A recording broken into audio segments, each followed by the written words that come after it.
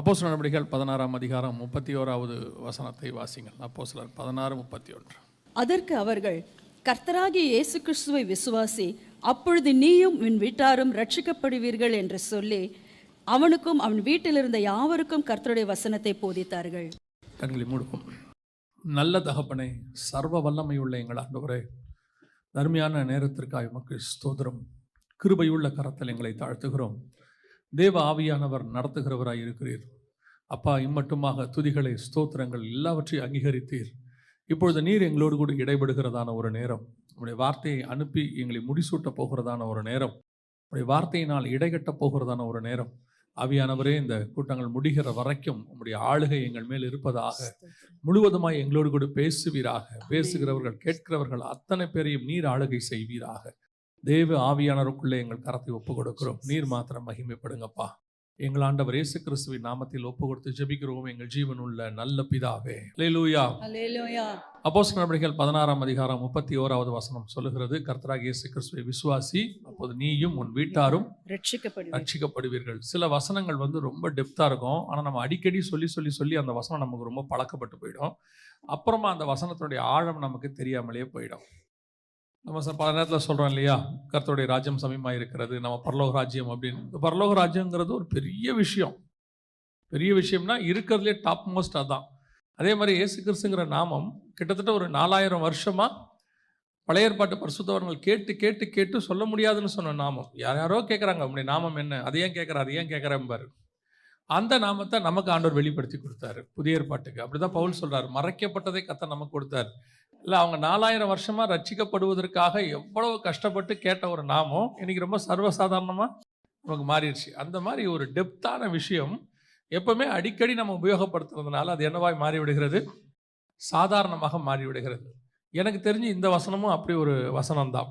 16:31, கர்த்தராகிய இயேசு கிறிஸ்துவை விசுவாசி, அப்போ நீயும் உன் வீட்டாரும் என்ன ரட்சிக்கப்படுவீர்கள். நமக்கு முதல்ல ரட்சிப்புன்றதால இப்போ ரொம்ப சாதாரணமாகி போச்சு. நமக்கு கேஷுவலாக சொல்லிடுறோம், அவங்க ரட்சிக்கப்பட்டிருக்கிறாங்க, அவ்வளோதான்.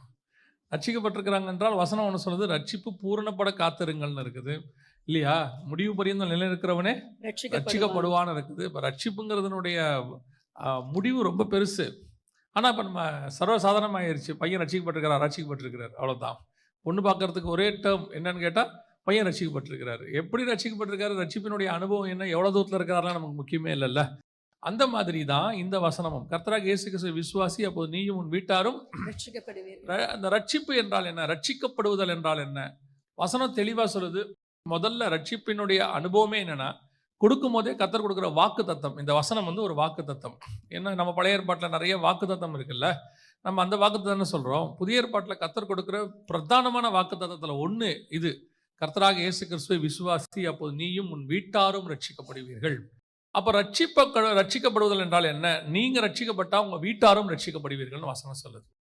அப்போ நான் ரட்சிக்கப்படுதல் என்றால் என்ன, என் வீட்டாரும் சேர்த்து ரட்சிக்கப்படுவதல் என்றால் என்ன அர்த்தம், அதனுடைய ஒரு மீனிங், அதோட மொத்த அர்த்தம் என்ன அப்படின்னு கேட்டிங்கன்னா, இதுக்கு ஒத்த ஒரு சம்பவம், ஒரு வசனம் வேதத்தில் இருக்குது.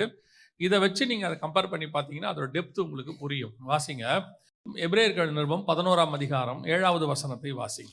விசுவாசத்தினாலே நோவா தற்காலத்திலே காணாதவைகளை குறித்து தேவ எச்சரிப்பு பெற்று பயபக்தி உள்ளவனாகி தன் குடும்பத்தை ரட்சிப்பதற்கு பேழையை உண்டு பண்ணினான். அப்போ நோவாவை குறித்து வேதம் தெளிவாய் சொல்லுகிறது, தன் குடும்பத்தை ரட்சிப்பதற்கு பேழையை உண்டு பண்ணினான். நோவா குடும்பத்தை ரட்சித்தல் என்றால் என்ன அப்படின்னு கேட்டால் அவங்க எல்லாருக்கும் தெரியும். உலகமே ஜலப்பிரளயத்தில் அழிய போகுது, டோட்டலாகவே கொலாப்ஸ் ஆக போகுது. கிட்டத்தட்ட ஒரு 2000 வருஷம் உலகத்தினுடையதான பிளானை ஆண்டவர் க்ளோஸ் பண்ணுறார், அதோடு முடிக்கிறார். திருப்பி ஆதியாகமம் 1:1க்கு மாற்றுறார் உலகத்தை. ஆதியாகமம் 1:1-2 நீங்கள் வாசிச்சு பாருங்க. அந்த 1, 2, 3 வசனங்களை வாசிக்கும் போது பூமி தண்ணிக்குள்ளே இருக்குது, தேவ ஆவியானவர் அசைவாடிக்கிட்டு இருக்கிறார். திருப்பி அந்த 1ஆம் அதிகாரம் 3ஆம் வசனத்துலேருந்து 10வது வசனத்துக்குள்ளே எல்லாத்தையும் பிரிக்கிறார். இருளையும் வெளிச்சத்தையும் பிரித்தார். அப்புறம் பூமிக்கு மேலுள்ள தண்ணீரையும் கீழுள்ள தண்ணீரையும் பிரிக்கிறார். அப்புறம் பூமியில் உள்ள தண்ணீரை பிரிக்கிறார். அப்புறமா அதில் மரம் செடி கொடியை உண்டாக்குறார். இப்போ திருப்பி பாருங்க, கொலாப்ஸ் பண்ணுறாரு. 7ஆம் அதிகாரத்தில் பார்க்கும் பொழுது வசனம் சொல்லுது, 10வது 11வது வசனம் 11வது வசனம் 7:11 வாசிக்கும் பொழுது வசனம் சொல்லுது, நோவாவுக்கு 600ஆம் வயதாகும் வருஷம் 2ஆம் மாதம் 17ஆம் தேதியாகிய அந்நாளிலே மகா ஆழத்தின் ஊற்றுக்கண்கள் எல்லாம் பிளந்தன. அப்படின்னா என்ன அர்த்தம், பூமியில் இருக்க தண்ணியும் லேண்டும் ஒன்னா சேர்ந்துருச்சு. தண்ணியும் பூமியும் ஒன்னா சேர்ந்துருச்சு. வானத்தின் மதகுகள் திறவுண்டன. மேல இருக்க தண்ணியும் கீழே இருக்க தண்ணியும் ஒன்னாயிருச்சு. இதே காரியத்தை தான் ஆதியாகமத்தில் செய்வாரு. மேல இருக்க தண்ணியும் கீழே இருக்க தண்ணியும் பிரிப்பாரு. பூமியில் இருக்க தண்ணியும் லேண்டையும் பிரிப்பாரு. இதை திருப்பி கொலாப்ஸ் பண்றார் ஆண்டவர். கொலாப்ஸ் பண்ணி ஒன்னா ஆக்கிட்டார். திருப்பி ஆதியாகமம் 1, 2, 3 வந்துருச்சு. ஸோ இவ்வளோ பெரியதான ஒரு பிளான் அது மேல இருக்கு. திருப்பி பார்த்தீங்கன்னா ஆவியானவர் ஜலத்தின் மேல அசைவாடி கொண்டு வர அங்க இருக்கும். இங்கே பார்த்தீங்கன்னா தண்ணிக்கு மேல பேழை இருக்கும். பேழைக்குள்ள புறா இருக்கும். ஆவியானவர் அசைவாடிக்கிட்டு இருப்பார். பேழை ஆடிக்கிட்டு இருக்கும். சேம் அப்படியே அதே கான்செப்டை திருப்பி கொண்டாந்துருவார் 2000 வருஷம் கழிச்சு. அப்போ ஆதியாகமத்தில் 1ஆம் அதிகாரத்தில் சொல்லப்பட்டதான அந்த பழைய நிலைக்கு பூமியை திருப்புறார். டோட்டல் கொலாப்ஸ் பண்றாரு. திருப்பி ரீக்ரியேட் பண்ண போறார். அந்த ஒரு சூழ்நிலைக்கு பூமி வரப்போது. அந்த அழிவிலிருந்து வசனம் சொல்லுது, தன் குடும்பத்தை ரட்சிக்கும்படி பேழையை உண்டு பண்ணினார். அப்படின்னா நோவா, இப்ப நீங்க இங்க வசனம் சொல்லுது, கர்த்தராகிய இயேசு கிறிஸ்துவை விசுவாசி, அப்போது நீயும் உன் வீட்டாரும் ரட்சிக்கப்படுவீர்கள். அங்க நோவா தன் குடும்பத்தை ரட்சிப்பதற்கு பேழை உண்டு பண்ணினார். அப்ப என்ன ஆக போது? திருப்பி இப்போ ஒரு 2000 வருஷம் இருக்கு. இன்னும் சொல்ல போனா 4000 வருஷம் இருக்கு. ஆபிரகாம்ல இருந்து இயேசு கிறிஸ்துவின் வருகை வரைக்கும். திருப்பி இந்த பூமியானது நெருப்பினால் அழிக்கப்பட போகிறது. 2 பேதுரு 3, 9, 10 சொல்லுது இல்லையா? கர்த்தருடைய நாள் இரவிலே திருடன் வருகிற விதமாய் வரும். அப்பொழுது வானங்கள் மடமடவென்று அகன்று போம், பூதங்கள் வெந்து உருகி போம், பூமியும் அதில் உள்ள கிரியைகளும் எரிந்து அழிந்து போகும். Everybody comes to an end.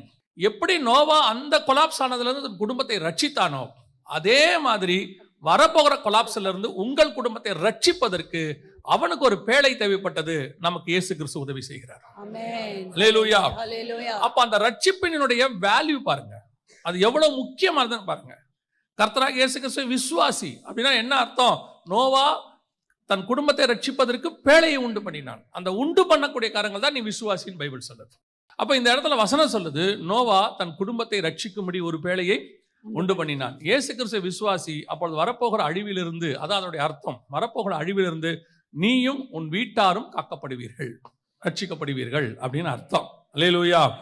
அப்ப என்ன செய்யணும்? இதற்கு ஒரே வார்த்தையில சொல்லியாச்சு, கர்த்தராகிய இயேசு கிறிஸ்துவை விசுவாசி. அந்த விசுவாசத்துல நம்ம என்ன செய்யணுங்கிறதா இப்ப கேள்வியே. இந்த வசனத்தை இப்ப திருப்பி வாசிங்க. எபிரேயர் 11:7 திருப்பி வாசிங்க பார்ப்போம். விசுவாசத்தினாலே நோவா தற்காலத்திலே காணாதவைகளை குறித்து தேவ எச்சரிப்பு பெற்று ஃபர்ஸ்ட் தற்காலத்திலே நோவா காணாதவைகளை குறித்து தேவ எச்சரிப்பு பெற்று, ஒரு குடும்பம் வரப்போகிற அழிவிலிருந்து பாதுகாக்கப்பட வேண்டும் அப்படின்னு சொன்னா முதல்ல அந்த வரப்போகிற அழிவை குறித்தான எச்சரிப்பை பெற்றிருக்கணும். நான் சொல்றது வெறும் இயேசு கிறிஸ்து வரும்போது நடக்கக்கூடிய சம்பவத்தை குறித்து மாத்திரமல்ல. ஒரு குடும்பத்தை நடத்தும் போது ஒரு கணவன், ஒரு மனைவி, ஒரு பிள்ளைகள் இருந்தால் தான் அதுக்கு பேர் குடும்பம். ஒருவேளை பிள்ளைகள் இல்லை, கணவன் மனைவி இருந்தாலும் அதுக்கு பேர் என்னதான்? குடும்பம். கணவன் ஒரு ஊர்ல இருக்கிறாரு, மனைவி ஒரு ஊர்ல இருக்குது, பிள்ளை ஒரு ஹாஸ்டல்ல இருக்குது, அது குடும்பம் இல்லை. எங்க மனைவி எங்க இருக்காங்க? வெளிநாட்டில் வேலை பார்க்குறாங்க. கணவர் எங்க இருக்காரு? வெளிநாட்டில் இருக்கிறாரு. பையன் எங்க இருக்காரு? ஏற்காட்டில் ஹாஸ்டல்ல படிச்சுட்டு இருக்காரு. நீங்க குடும்பமா சென்னையில் இருக்கோம். இது எப்படி சரியாகும்? இல்லையா? எல்லாரும் இருக்கிறாங்க, ஆளாளுக்கு 1000 கிலோமீட்டர் தள்ளி இருக்கிறாங்க. ஆனா கணவனும் மனைவியும் வீட்டில் இருக்கிறாங்க, ஒன்னா இருக்கிறாங்க, ஆனா பிள்ளை இல்லை. அதனால அது குடும்பம் இல்லைன்னு ஆகாது. குடும்பம் என்றால் நாம் எல்லோரும் இணைந்து ஒரு இடத்துல இருப்பதுக்கு பேர் தான் என்னது? குடும்பம். அப்போ ஒரு குடும்பத்தை ரட்சித்தல் என்பதற்கு முதலாவது நமக்கு இருக்க வேண்டிய குவாலிட்டி, வரப்போகிற காரியங்களை குறித்து தற்காலத்திலே எச்சரிப்பு பெறணும். ஃபியூச்சரை குறித்த எச்சரிப்பு இப்ப இருக்கணும் ஃபேமிலிக்கு. அல்லேலூயா. அந்த எச்சரிப்பை நாம் பெற்றுக்கொள்கிறோமா என்பதுதான் கேள்வி. இன்னைக்கு குடும்பத்தில் நடக்கிற ஒவ்வொரு சம்பவத்துக்கு பின்னாடியும் ஃபேமிலி சொல்றது, எங்களுக்கு தெரியாது, இப்படி நடந்துருச்சு, நாங்கள் எதிர்பார்க்கல. அதை உலகத்தின் குடும்பம் சொல்லலாம், நியாயம். ஆவிக்குரிய குடும்பம் ஒரு நாளும் சொல்லக்கூடாது. ஆவிக்குரிய குடும்பத்தில் ஒரு சம்பவம் நடக்க போகுது அப்படின்னு சொன்னா, நான் வெறும் நியாய தீர்ப்பை குறித்து மட்டும் சொல்லவில்லை. உங்க ஃபேமிலியில் நடக்கிற சம்பவம் ஒன்று நடக்க போகுது என்றால் யூ மஸ்ட் ஸ்மெல், உங்களுக்கு அந்த வாசனை தெரிஞ்சிருக்க வேண்டும். உங்க குடும்பத்தில் நடக்கிற சம்பவத்தை குறித்து இயேசுநாதருக்கு தெரியாம அந்த 12 பேருக்குள்ள ஏதாவது நடக்குமா? இயேசுநாதருக்கு தெரியாம ஏதாவது நடக்குமா? யோசித்து பாருங்க. அவன் எங்கேயோ பேசிக்கிட்டு இருக்கான், வந்து கேட்கிறாரு, உங்களை யார் பெரியவன்? அவர் பாட்டுன்னு வந்தாரு, அவர் பாட்டு ஒரு சீலையை கட்டினாரு, கால்களை கழுவுனாரு, கழுவி முடிச்சானே கேட்கிறாரு, உங்களை யார் பெரியவன் தானே சண்டை போட்டீங்கன்றாரு. இல்லையா? எனக்கு அதோட ரொம்ப ஆச்சரியப்படுற விஷயம் என்னன்னா, இந்த பெனாதாத்னு ஒரு ராஜா இருப்பான். இந்த பெனாதாத்து எதை பிளான் பண்ணாலும் எலிசா போய் இஸ்ரவேல் ராஜா கிட்ட சொல்லிடுவான், அவன் இப்படி பிடிக்க போறான், நீ வந்து என்ன செய்ய, இப்படி போய் காப்பாத்திக்க உன்ன அப்படின்றவான். இஸ்ரவேல் ராஜாவும் அவனுக்கு கீழ்ப்படிஞ்சு கரெக்டா காப்பாத்திடுவான். ஒரு நாள் பெனாதாத்துக்கு பயங்கர டென்ஷன் ஆகி போச்சு. அப்போ அந்த ராஜா கூப்பிட்டு தளபதிகளை சொல்றாரு, நான் போடுற மொத்த திட்டத்தையும் யாரோ ஒருத்தர் இஸ்ரவேல் ராஜாவுக்கு சொல்றீங்க. யாருன்னு எனக்கு சொல்ல மாட்டீங்களா? ஏன் இப்படி என்னை பத்தி சொல்றீங்க அங்கன்னு கேட்பாரு. ஃபெடப் ஆயிட்டான் அவன். எவ்வளோ போட்டாலும் அங்கே போயிடுது சீக்கிரட்டு. ஃபெடப் ஆயிட்டான். ஃபெடப் ஆன உடனே அந்த தளபதி கூட இருக்கவன் சொல்லுவான், ராஜா நீ எங்க யாரையும் சந்தேகப்படாத, அங்க எலிசான்னு ஒருத்தன் இருக்கான், உன் வீட்டின் பள்ளி அறையிலே பேசுறத கூட அவன் கண்டுபிடிச்சிருவான்றான். யோசித்து பாருங்க, தன்னுடைய நாட்டுக்கு ஒரு பிரச்சனை வருது என்பது தேவன் அவனுக்கு தெரியப்படுத்துகிறார். அது தெரியணும்ல, அது எலிசாவுக்கும் தெரியும், எலியாவுக்கு தெரியும். எலிசாவை பிடிக்க ராஜா ஆள் அனுப்புறான். வரும்போதே சொல்றான், அந்த பேலியாளின் மகன் என்னை பிடிக்க ஆள் அனுப்புறான் பத்தியாங்கிறான். இல்லையா? ஒருத்தனை பிடிக்க கூட முடியாது இவனுங்களால. எது பண்ணாலும் தெரிஞ்சு போயிடுது. இதுதான் உங்களுக்குள் இருக்க வேண்டிய முதலாவது குவாலிட்டி. இது ஃபர்ஸ்ட் ஒரு வீட்டுக்குள்ள இருக்கணும். வீட்டுக்குள்ள நடக்கிற விஷயம் ஒண்ணுமே தெரிய மாட்டேங்குது இல்லையா? என்ன காரணமாக இருக்கும்? இன்னைக்கு நிறைய பேர் வீட்டில் இதான் பிரச்சனை. திடீர்னு முந்தியெல்லாம் சொல்லுவாங்க, ஒரு உதாரணத்துக்கு சொல்றேன், முந்தியெல்லாம் சொல்லுவாங்க, பிள்ளைகள் நடக்கிற நடையை வச்சே பெற்றோர் கண்டுபிடிச்சிருவாங்க என்ன பிரச்சனை வீட்டிலன்ட்டு. எங்க அம்மா கிட்ட ஒரு பழக்கம் உண்டு. நான் காலேஜ் முடிச்சுட்டு வரும்போது அப்படி முகத்தை பார்க்கும்போதே கேட்பாங்க, என்னடா மதியானம் சாப்பிடலையா, பசிக்குதாம்பாங்க. நம்ம முகத்தை வச்சே அவங்களால என்ன செய்ய முடியும்? ஒரு ஐடென்டிஃபை பண்ண முடியும். நடைய வச்சு ஒரு பெண்ணு நடக்கிறத, வீட்டுக்குள்ள நடந்து வரதை வச்சே அவங்க அம்மா கண்டுபிடிச்சிருவாங்க என்ன பிரச்சனைன்னு சொல்லி. உடம்புல பிரச்சனை இருக்குதா, இல்லை ஏதாவது வலி இருக்குதா அப்படின்னு அவங்க கண்டுபிடிச்சிருவாங்க. அவங்க நட ஷேப்பை வச்சே கண்டுபிடிப்பாங்களாம். ஆனால் இன்னைக்கு நான் சொல்றது பிசிக்கலி, இதை தாண்டி ஒன்று நீங்க போகணும், ஸ்பிரிச்சுவலி போகணும். பிள்ளைகளுக்கு மட்டுமல்ல, வீட்டுக்குள்ள சொல்றேன், மொத்தமா சொல்றேன். உன் ஆவிக்குரிய குடும்பத்துக்குள் என்ன நடக்குது, உன் குடும்பத்துக்கு என்ன விரோதமா செயல்படுது, யார் செயல்படுறாங்க, எப்படி நடக்குது, என்ன விஷயம், என்ன ஆசீர்வாதம் வரப்போகுது, இது ஏதாவது தெரியுமா? வந்த பிறகு நீங்கள் அதை சால்வ் பண்றதுக்கு போராடுறீங்க, அழுவுறீங்க, ஜெபம் பண்றீங்க, எல்லாம் நடக்குது. ஆனால் தேவ எச்சரிப்பு உங்களுக்கு கிடைக்குதா? கர்த்தர் உங்களுக்கு உணர்த்துறாரா? எனக்கு ரொம்ப ஆச்சரியமா இருக்கும் அப்போஸ்தலர் நடவடிக்கைகளை வாசிக்கும் பொழுது. பவுல் போயிருவார் அத்தனை பட்டணத்துக்கு, அங்கங்க போயிட்டே இருப்பாரு. ஆனா எருசலேமில் இவர்கள் என்ன செய்வார்கள்? பவுலுக்கு விரோதமாக ஆலோசனை பண்ணுவார்கள். ஆவியானவர் இங்க எழுதுவார், எருசலேமில் யூதர்களுக்கு அவனுக்கு விரோதமாக ஆலோசனை பண்ணினார்கள். இது யாருக்கு தெரியும்? லூக்காக்கு எப்படி தெரியும்? லூக்கா பவுலோட டிராவல் பண்ணிட்டு இருக்கிறார். ஏன்னா அப்போஸ்தலர் நடவடிக்கைகள் எழுதுனது லூக்கா. அவர் பவுலோட டிராவல் பண்ணிட்டு இருக்கிறார். அந்த டிராவல் பத்தி எழுதிட்டு இருக்கிறார். எழுதும்போது நடுவில் ஒரு வசனம் போடுறாரு, இந்த காலத்துல பவுலுக்கு விரோதமாக எருசலேமில் ஆலோசனை செய்யப்பட்டது. எப்படி இது இவருக்கு தெரியும்? எப்படி தெரியப்படுத்தப்படுகிறது? அப்படியானால் உன் குடும்பத்தை குறித்து ஒரு பர்சனல், நான் சொல்றது மினிஸ்ட்ரி, உங்க ஃபேமிலியை குறித்து, உங்களை குறித்து ஏதாவது ஒரு காரியம், ஏதோ ஒரு விஷயத்துல கர்த்தர் உங்களுக்கு உணர்த்தணும் இல்லையா? என்ன நடக்குது, எப்படி நடக்குது, ஏதோ ஒரு எச்சரிப்பு கொடுக்கணும் இல்லையா? அந்த தேவ எச்சரிப்பை பெற்று அப்படின்னு இருக்குது. அந்த எச்சரிப்பை பெறுகிற இடத்தில் தான் இப்பொழுது ஃபேமிலி ஃபெயிலியர் ஆகி கொண்டு இருக்கிறது.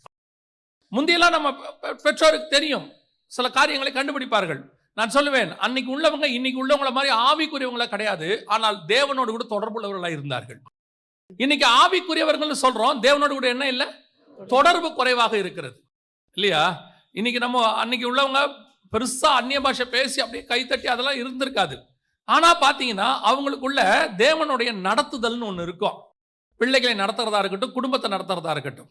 இன்னைக்கு ஆவிக்குரியவர்கள் ஊழியத்துக்கு ஓடுறாங்க, அந்த பக்கம் இந்த பக்கம், house meeting, cottage meeting, open air meeting எல்லாம் ஓடுறாங்க. ஃபேமிலிக்குள்ள என்ன நடக்குது முதல்ல இங்க நமக்கு தெரியணும் இல்லையா? இது நமக்கு புரியணும் இல்லையா? இது நமக்கு தெரிய மாட்டேங்குது. தேவ எச்சரிப்பை பெற்று அப்படின்னு இருக்கு. பெற்று இருக்கிறோமா? அந்த எச்சரிப்பு உங்களுக்கு கொடுக்கப்படுதா? அந்த எச்சரிப்பை நமக்கு கொடுக்கிறவர் யார்? அதான் ரொம்ப இம்பார்ட்டன்ட். அந்த எச்சரிப்பை கொடுக்கிறவர் யார் அப்படின்னு கேட்டீங்கன்னா, வாசிங்க யோவான் எழுதின சுவிசேஷம் 16ஆம் அதிகாரம் 13வது வசனத்தை வாசிங்க.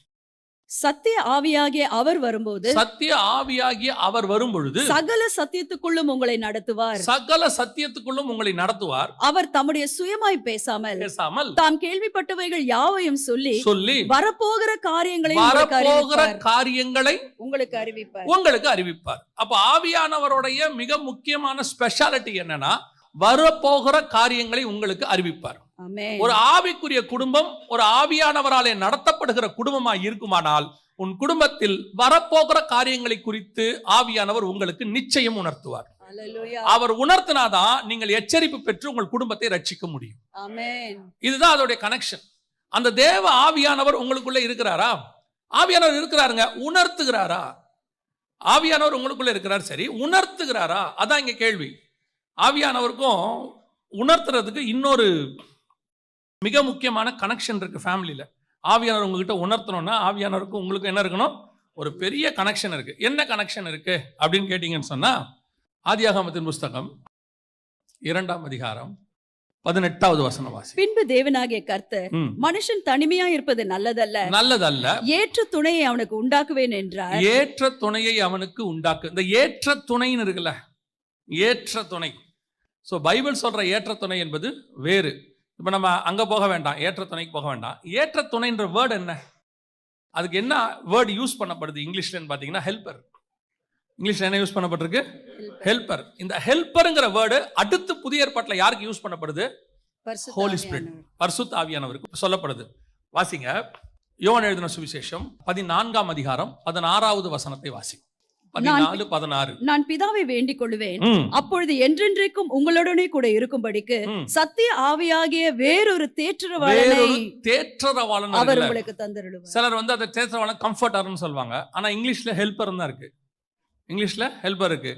14:26 வாசிங்க. என் நாமத்தினாலே பிதா அனுப்ப போகிற பரிசுத்த ஆவியாகிய தேற்றரவாளனே. அங்கேயும் என்ன இருக்கு? தேற்றரவாளன் அப்படின்னு தான் இருக்குது இல்லையா? பட் இங்க வந்து கம்ஃபர்டர்னு இருக்கு. ஆனா டிரான்ஸ்லேஷன்ல கரெக்ட் டிரான்ஸ்லேஷன் என்னதான் இருக்குது? ஹெல்பர் தான் இருக்கு. அடுத்து வாசிங்க யோவான் 15:26 வாசிங்க. பிதாவினிடத்திலிருந்து நான் உங்களுக்கு அனுப்ப போகிறவரும் பிதாவினிடத்திலிருந்து புறப்படுகிறவருமாகிய சத்திய ஆவியாகிய தேற்றரவாளன் தேற்றரவாளன். நல்லா கவனிச்சு பாருங்க, 2 அதிகாரத்துல 3 தடவை இருக்குது.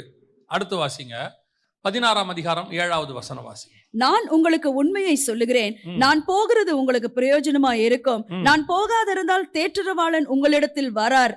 இந்த இடத்துல மட்டும் 4 தடவை கர்த்தர் அந்த வார்த்தையை யூஸ் பண்றாரு. தேற்றரவாளன், தேற்றரவாளன், தேற்றரவாளன். 4 இடத்துலயும் ஹெல்பர், ஹெல்பர், ஹெல்பர்னு இருக்கு. அப்போ இந்த பரிசுத்த ஆவியானவருக்கும் மனைவிக்கும் ஒரு ஒத்துமை இருக்கிறது. இவரும் ஹெல்பர், அவங்களும் ஹெல்பர். ஆமென். இவங்களும் ஹெல்பர், அவங்களும் ஹெல்பர். அப்போ அந்த ஹெல்பருடைய வேலை என்ன? அந்த இந்த இடத்துல நம்ம வாசிக்கிறோம், வரும் காரியங்களை குறித்து உங்களுக்கு போதிப்பார்.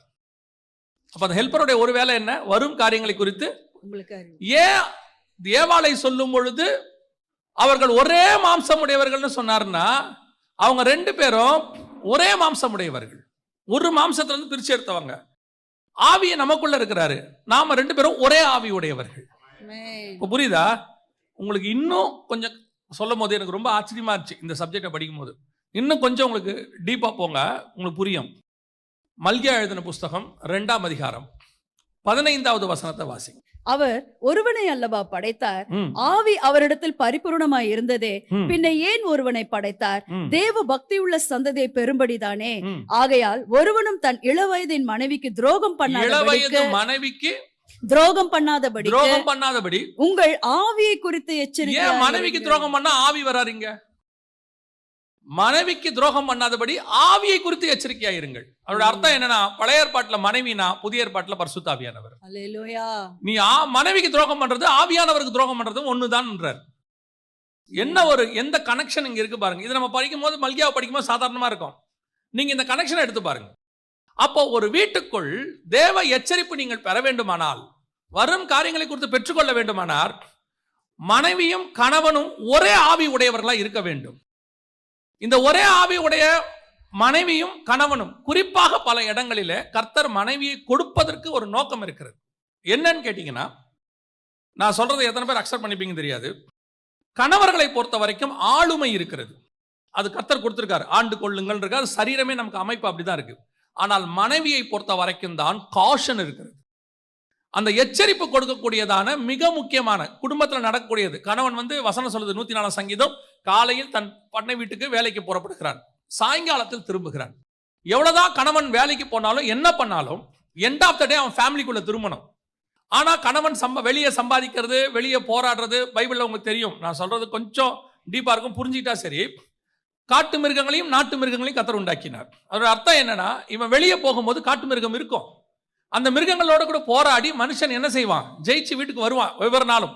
ஆனால் வீட்டை காப்பாற்ற வேண்டிய பொறுப்பு, வீட்டுக்குள்ள இருக்க நாட்டு மிருகத்தை காப்பாற்ற வேண்டிய பொறுப்பு மனைவியின் கையில் இருக்கிறது. 2 வகையான மிருகம் உண்டாக்குவார் ஆண்டவர். சகல விதமான காட்டு மிருகங்களையும் நாட்டு மிருகங்களையும் ஆதியாகமத்திலே கொண்டாந்துருவார் 1:24. ஆனா அப்ப காடு நாடே இருக்காது, அப்பயே படைச்சிட்டார் காடு நாடு. எதுக்கு?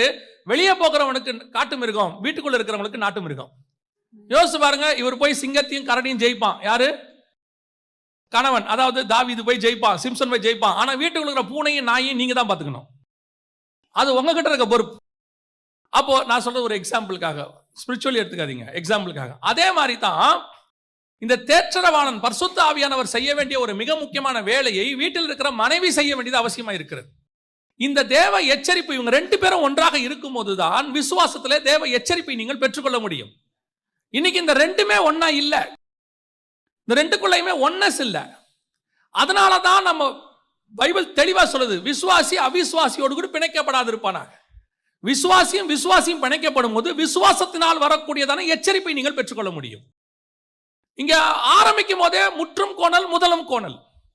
இதுல என்ன சொல்லி நம்ம கிட்ட இவங்க சொல்றாங்க, இப்ப இருக்க யங்ஸ்டர்ஸ் சொல்றாங்க, நான் அவங்கள விசுவாசத்துக்குள்ள நடத்திடுவேன், நான் போய் அவங்கள ஆண்டவருக்குள்ள கொண்டாந்துடுவேன், ஒரு ஆத்மாவை ரட்சிக்க முடியாதா?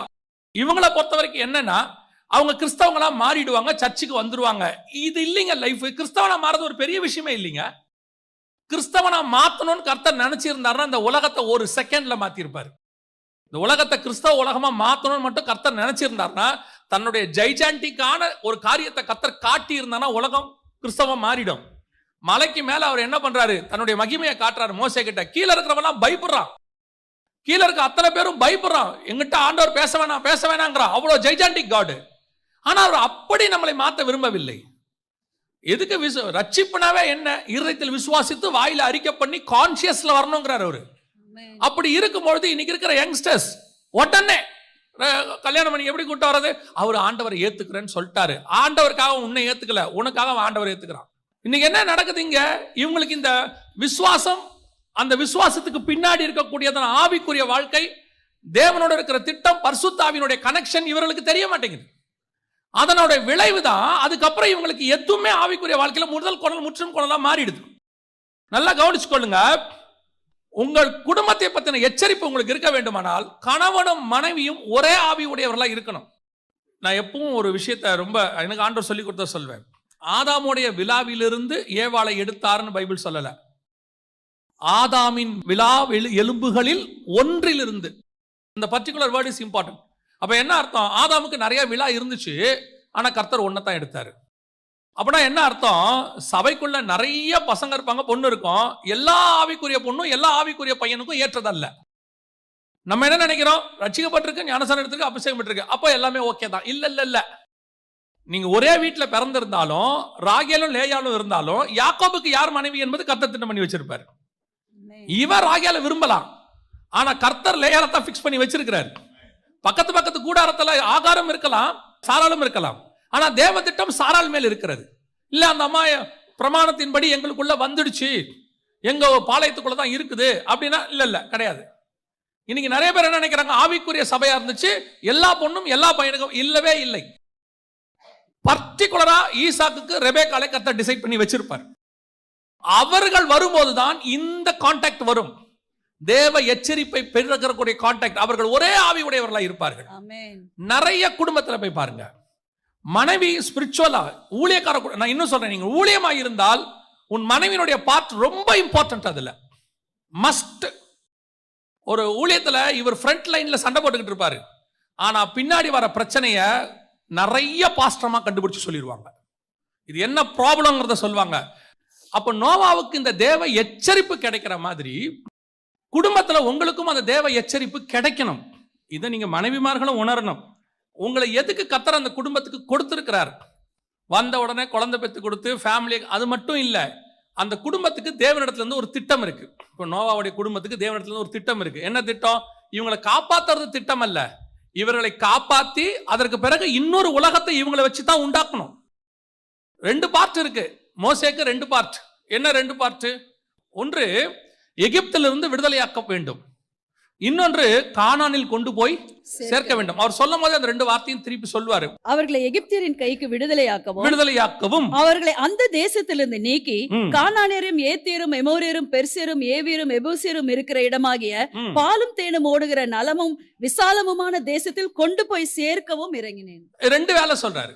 நான் 2 வேலைக்காக இறங்கி இருக்கிறேன். ஒன்று விடுதலையாக்கவும், இன்னொன்று கொண்டு போய் சேர்க்கவும். 10வது வசனம், நீ இஸ்ரவேல் புத்திரராகிய என் ஜனத்தை எகிப்திலிருந்து அழைத்து வரும்படி உன்னை பார்வோன் இடத்திற்கு அனுப்புவேன் வா என்றார். கொண்டு போய் சேர்ப்பேன் இல்ல பாருங்க, அந்த வசனத்துல நீ விடுதலையாக்குவாங்கிறதோடு மட்டும் நின்னு போயிடுச்சு பாருங்க. கொண்டு போய் சேர்ப்பேன்னு சொல்லல அவங்ககிட்ட. 2 வேலைக்காக தான் அவர் இறங்கினாரு. ஒன்று நீ செய்வேன்ட்டாரு, இன்னொன்று நீ செய்வேன்னு சொல்லலை அவர். புரியுதா? கடைசியில் மோசையை கொண்டு போய் சேர்க்கவே இல்லை. அந்த வேலை யோசுவா கிட்ட போயிடுச்சு. அவருடைய அர்த்தம் என்னன்னா, கர்த்தருக்கு தெரியும் அவன் அந்த 2வது வேலையை செய்ய மாட்டான்.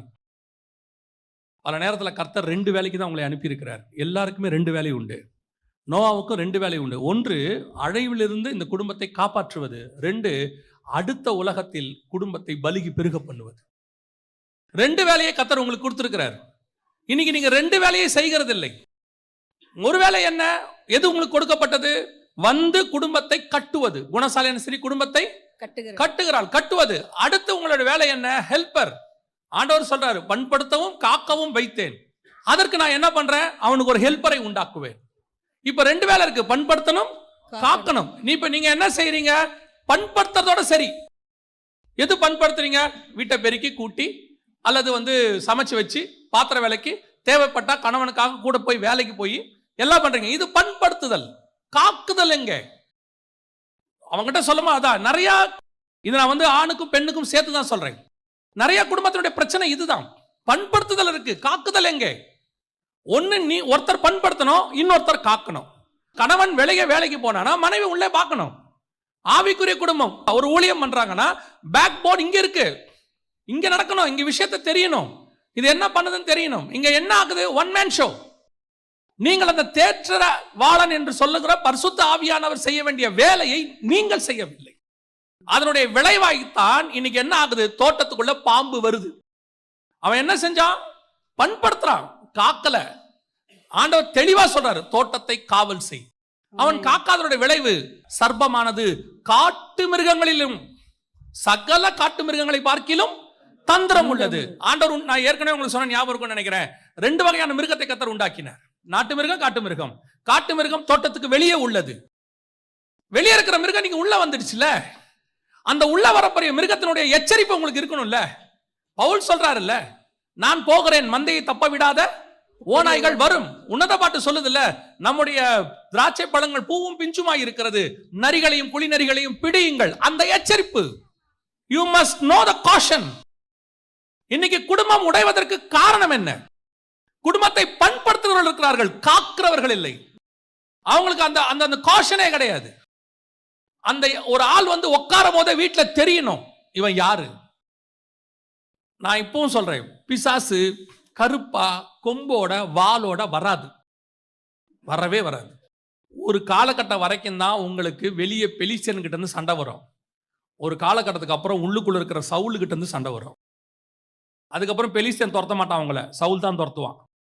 நீங்க பெலிஸ்தியனையே பார்த்துன்னு இருப்பீங்க, பெலிஸ்தியன் வருவான், பின்னாடி சவுல் வந்துருவான். இயேசு கிறிஸ்து முதலாவதாக யூதாசால் காட்டி கொடுக்கப்படும்.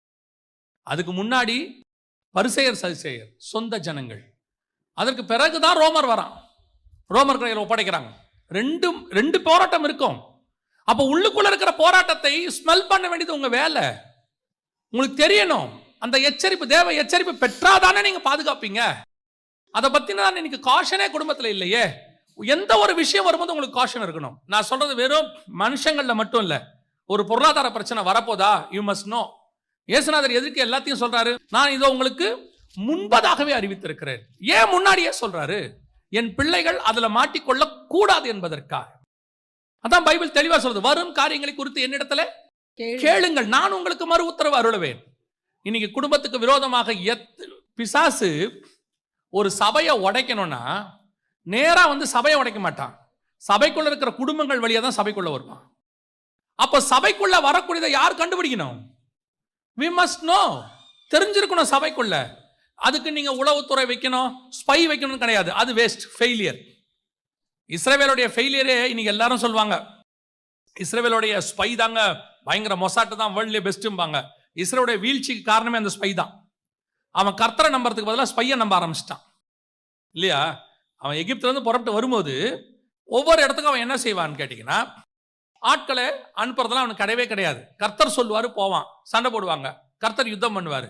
திடீர்னு ஒரு முடிவு எடுக்கிறாங்க கானானுக்கு மட்டும். என்ன முடிவு எடுக்கிறாங்கன்னா, நம்ம என்ன செய்வோம்? ஸ்பை அனுப்புவோம். ஸ்பை அனுப்பி கானான் எப்படி இருக்குன்னு பார்ப்போம் அப்படிங்கிறாங்க. இப்ப கர்த்தர் சொல்றாரு, போக சொல்லுன்றார். மோசே தெளிவா எழுதுவாரு, உங்கள் நிமித்தம் நான் ஒத்துக்கிட்டேன் பாரு. அதுக்கு இவன் ப்ரெஷர் கொடுத்துட்டான் மோசேய. ஸ்பை போய் என்ன பண்ணிட்டான், வந்து ராங் நியூஸ் கொடுத்துட்டான். இன்னைக்கு அந்த ஸ்பை வந்து இன்னைக்கு வேர்ல்டுலயே அவன் வந்து சூப்பரான ஸ்பைன்னு சொல்றாங்க இன்னைக்கு. ஆனா அவன் வீழ்ச்சிக்கு ஆரம்பிச்சதே ஸ்பை தான். கர்த்தருக்கு பதிலாக ஸ்பையை நம்ப ஆரம்பிச்சிட்டான். இன்னைக்கு நம்ம ஸ்பையெல்லாம் வச்சு இங்க செட் ஆகாது. நமக்கு ஒரு ஸ்பை இருக்கிறார், அவர் தான் ஹோலி ஸ்பிரிட். அவர் உனக்கு சொல்லுவார் உன் குடும்பத்துக்கு விரோதமாக என்ன நடக்குது, உனக்கு விரோதமாக என்ன செயல்படுறாங்க, யார் என்ன பேசுறாங்க. அது எதுக்கு? அவனுக்கு விரோதமா நம்ம எழும்புறதுக்கு இல்ல, அதுல இருந்து நம்மை பாதுகாத்துக் கொள்வதற்கு. சிலரோட உட்காரும் போதே உங்களுக்கு அந்த டிஸ்டன்ஸ் தெரியும். சிலரோட பேசும் போதே அந்த ஆவியில உங்களுக்கு ஒரு டிஸ்டர்பன்ஸ் தெரியும். உங்க வீட்டுக்குள்ள ஒருத்தர் நுழையும் போதே உங்களுக்கு ஒரு டிஸ்டர்பன்ஸ் தெரியணும். விட்டுட்டு அதுக்கப்புறம் நீங்க கவலைப்படுறதுல பிரயோஜனம் இல்லை. அந்த எச்சரிப்பு அதான் வசனம் சொல்லுது. நோவா தற்காலத்தில் காணாதவைகளை குறித்து தேவ எச்சரிப்பு பெற்று. அப்ப இந்த ரெண்டு பேரும், அந்த ஆதாமும் ஏவாளும் ஹெல்ப்பரும், அப்ப குடும்பத்தில் இருக்கிற ரெண்டு பேரும் கணவனும் மனைவியுமாக அந்த ஸ்பையை புரியணும். அந்த ஆவியானவருடைய சத்தத்துக்கு கொடுக்கணும். அவர் கொடுக்கும் போது நீங்கள் தேவ எச்சரிப்பு பெறணும். அதையும் தாண்டி ஒரு சம்பவம் நடக்குதுன்னா கர்த்தர் எதுக்கும் அலோ பண்றாருன்னு அர்த்தம். அல்லது அது வேற விஷயம். தாவீதுக்கு நடந்த மாதிரி எதிரில் உள்ளவங்கள நொறுக்குவார், அது வேற விஷயம். யோவாபு செய்யும் போது தாவீதுக்கு தெரியாது, ஆனா யோவாபை கொன்னு போட்டாருன்னு இருக்கு. சில நேரத்தில் கர்த்தரே அவங்களை கொல்றதுக்கு அனுமதி கொடுப்பார், அது வேற விஷயம். ஆனால் நம் குடும்பத்தில் நடப்பது நமக்கு என்ன செய்யணும்? we must know. அதான் ரொம்ப இம்பார்ட்டன்ட்.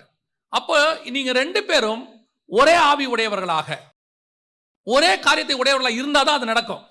இங்கே ஒரே ஆவியே இல்லை வீட்டுக்குள்ள. ஒரே ஒரு ஃபேமிலியில ஒரு பிரேயர் இருக்குதா? இன்னைக்கு ஃபேமிலி பிரேயர் இருக்குதா? நிறைய ஆவிக்குறி குடும்பத்தில் ஃபேமிலி பிரேயரே கிடையாது. நியாயப்பிரமாணத்தை ஃபாலோ பண்றான் யூதன், ஒரு நாளைக்கு 5 தடவை ஜெபம் பண்றானாமா, 7 தடவை ஜெபம் பண்றானாமா. நீங்க சுயாதீன பிரமாணத்தை ஃபாலோ பண்றவங்க நம்ம ஒரு வாரத்துக்கு ஒரு தடவை ஜெபம் பண்ணீங்களா? டெய்லி பிரேயர் டைம்னு ஒன்று இருக்கா? குடும்பமா உட்காந்து பேசுறீங்களா? சாப்பாடு போட்ட உடனே அதை எடுத்துட்டு ரூமுக்கு போயிடுது பொண்ணு, பையன் எடுத்துக்கிட்டு கம்ப்யூட்டருக்கு முன்னாடி போயிடுறான், பொண்ணு எடுத்துட்டு போனுக்கு முன்னாடி போயிடுது, இந்த அம்மா எடுத்து கிச்சன்லயே சாப்பிட்டுக்கிட்டு இருக்கு, அவரு டிவிக்கு முன்னாடி சாப்பிட்றாரு. ஆனா குடும்பமா சாப்பிட்றாங்க, அதான் ரொம்ப முக்கியம். அதான் ஃபேமிலி. ஒரு சாப்பிட்றதுலே முந்தியெல்லாம் இதெல்லாம் உண்மை இருக்காது, டெக்னாலஜியே இருக்காது. ஆனா சாப்பிடும் போது ஒன்னா இருந்து சாப்பிடணுங்கிறது ஒரு ரூல் இருந்துச்சு. வீட்டில் சாப்பிடும் போது கூப்பிடுவாங்க, ஏ வாங்க வாங்க சாப்பிடலான்னு வாங்க. என்ன வேலை போட்டதுனால அதை அப்படியே போட்டு வந்து என்ன செய்வாங்க, உட்காந்து சாப்பிடுவாங்க. இன்னைக்கு இருக்கா அவங்க வீட்டில்? ஒரு குடும்பம் எங்க இருக்கு, எப்படி இருக்கும் நம்ம யோசிச்சு பாருங்க. எங்கேயாவது உட்காந்துருக்கோமா? வீட்டில் உட்காந்து எல்லாரும் சேர்ந்து ஒரு 5 நிமிஷம் பேசணுமா? நல்லா கவனிச்சு கொள்ளுங்க. குடும்பம் என்பது ஒரு ஐக்கியம், ஒரு மனம் என்பது தேவ ஆவியானவர் கொடுப்பது. அங்கே வரும்போதுதான் அந்த எச்சரிப்பு உங்களுக்கு கிடைக்கும், இல்லாவிட்டால் கிடைக்காது. ஒரு தீர்மானம் எடுங்க, வெரி சிம்பிள் தீர்மானம் தான். நான் சொல்றது ஸ்டார்ட் பண்றது ரொம்ப ஈஸி. டெய்லி ஒரு அரை மணி நேரம் குடும்பமாக உட்காருவோம். ஒரு 9:30 மணிக்கு நீங்க வரீங்களா? வாங்க, பசங்க டியூஷன்ல இருந்து வரட்டும், நீங்களும் உட்காருங்க. உட்காந்து ஒரு அரை மணி நேரம் பசங்களுக்கு அதுக்கப்புறமா சாப்பாடு போடுங்க. ஒரு 1/2 hour டெய்லி ஒரு சங்கீதம் வாசிப்பீங்களோ, இல்லை ஒரு அதிகாரம் வாசிப்பீங்களோ, காஸ்பல் வாசிப்பீங்களோ, வாசிச்சு ஒரு பாட்டு பாடி ஒரு ஜெபம் பண்ண சொல்லுங்க. டெய்லி பசங்களை ஆளாளுக்கு ஒரு அதிகாரத்தை ஒரு நாளைக்கு ஒருத்தரை வாசிக்க சொல்லுங்க, டெய்லி ஒருத்தரை ஜெபம் பண்ண சொல்லுங்க. நான் உங்களுக்கு சொல்றேன், இதனுடைய வேல்யூ உங்களுக்கு இப்போ ஆரம்பிக்கும் போது தெரியாது. உங்களை அறியாமலே உங்க குடும்பத்தில் ஒரு பாண்டிங் உருவாகும், ஒரு பாதுகாப்பு உருவாகும். உங்களை அறியாமலேயே கீழ்ப்படிதல், நீங்க என்னென்ன எக்ஸ்பெக்ட் பண்றீங்களோ எல்லாமே உங்க குடும்பத்தில் நடக்கும். அல்லேலூயா. அதான் முதலாவது அவனுக்குள் இருந்தது. தேவ எச்சரிப்பு பெற்று குடும்பத்தை ரட்சி பேழை உண்டு பண்ணினான் இருக்கு இல்லையா? தேவ எச்சரிப்பு பெற்று, அதுல ஃபர்ஸ்ட் பாயிண்ட் தேவ எச்சரிப்பை பெற்றுக்கொண்டான். இரண்டாவது வாசிங்க. விசுவாசத்தினாலே நோவா தற்காலத்திலே காணாதவைகளை குறித்து தேவ எச்சரிப்பு பெற்று பயபக்தி உள்ளவனாகி தன் குடும்பத்தை ரட்சிப்பதற்கு பேழையை உண்டு பண்ணினான். அப்ப இரண்டாவது அவனுக்குள்ள இருந்த சுபாவம் என்ன? இந்த எச்சரிப்பு வந்த உடனே அவனுக்கு என்ன வருது? ஒரு பயபக்தி வருது. அதாவது நிறைய இப்ப இருக்க சபைகள்ல இருக்கிற இரண்டாவது பிரச்சனை என்னன்னா, ஆவியானவர் பேசாமலாம் இல்லை. நிறைய சபைகள் ஆவியானவர் என்ன செய்யறாரு? அவர் பார்த்து அவர் செய்யறார். ஆவியானவர் ஆரம்பத்திலே சொல்லிட்டார், ஆவியானவர் சபைகளுக்கு சொல்லுகிறதை காதுள்ளவன் கேட்க கடவன். ஆவியானவர் பேசுறாரு, ஆனா கேட்டு பயபக்தி உள்ளவன் ஆகிறது நம்ம கிட்ட தான் இருக்குது. இங்க ஊழியக்காரங்க உங்களுக்கு போதிக்கிறாங்க, அதன்படி செய்கிறீர்களா? அது உங்களுக்கு ஏறுகிறதா? பயபக்தி உள்ளவனாகி சில நேரத்துல நாம கொடுக்கக்கூடியதான காஷனை, கொடுக்கக்கூடிய செய்திய வெறும் செய்தியாக எடுத்துக்கொள்கிறோமே ஒழிய அது ஏதோ ஒன்றுக்கான ப்ரிப்பரேஷன் நம்ம எடுத்துக்கிறது இல்லை. எதுக்கு ஆவியானவர் உங்களுக்கு சபையில பேசுறாரு? சபையில பேசும்போது உங்களை மார்க் போடுறதுக்காக ஆவியானவர் பேசல. நல்லா புரிஞ்சுக்கோங்க. எங்க பாஸ்டர் செய்தி கொடுக்கும்போது எங்களுக்கு ஆவியானவர் சொல்லி கொடுத்தது என்னன்னா, அது யார் வேணாலும் பேசட்டும், யார் பேசினாலும் அதில் 5 நிமிஷம் கர்த்தர் கண்டிப்பாய் நம்மோடு பேசுவார். ஒரு செர்மன் அந்த 5 நிமிஷத்துக்கு நீங்க கவனிக்கணும். எந்த 5 நிமிஷம் உங்களுதுன்னு நீங்க பார்க்கணும். நான் சொல்ல உங்களுக்கு புரியுதா? இப்போ நீங்க டாக்டர்கிட்ட போய் உட்காந்துருப்பீங்க, அல்லது பேங்க்ல போயிடுவீங்க. இந்த டோக்கன் போடுவாங்க, பார்த்துருக்கீங்களா? டோக்கன் நம்பர் டிவியில் போடுவாங்க. அதில் வந்து பார்த்தீங்கன்னா 800 பேர் 600 பேர் டோக்கன் வாங்கியிருப்பான், போட்டுக்கிட்டே இருப்பாங்க. எந்த டோக்கன் போடும் போது நீங்கள் டிவியை பார்ப்பீங்க. என் நம்பர் வந்திருக்கா, என் நம்பர் வந்திருக்கா பார்த்துக்கிட்டே இருப்பீங்க. நீங்கள் கீழே குனிஞ்சு அது 814, இந்த 900 தான், 900 வரும்போது பார்க்கலான்ட்டு கீழே குனிஞ்சிட்டே இருக்க மாட்டீங்க. டங்குன்னு ஒரு சவுண்ட் ஒன்று முடிச்சு பார்ப்பீங்க. இது ஒரு வேளை வந்திருக்குமோ, ஒரு காஷன்.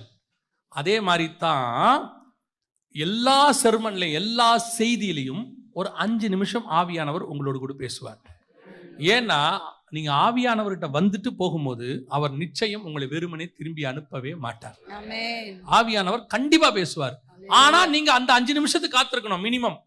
நான் சொல்றேன், அது 5 நிமிஷமா இருக்கலாம், 10 நிமிஷமா இருக்கலாம், 5 நிமிஷமா, ஏன் அந்த ஒரு செர்மன் முழுக்க உங்களுக்கே கூட இருக்கலாம்.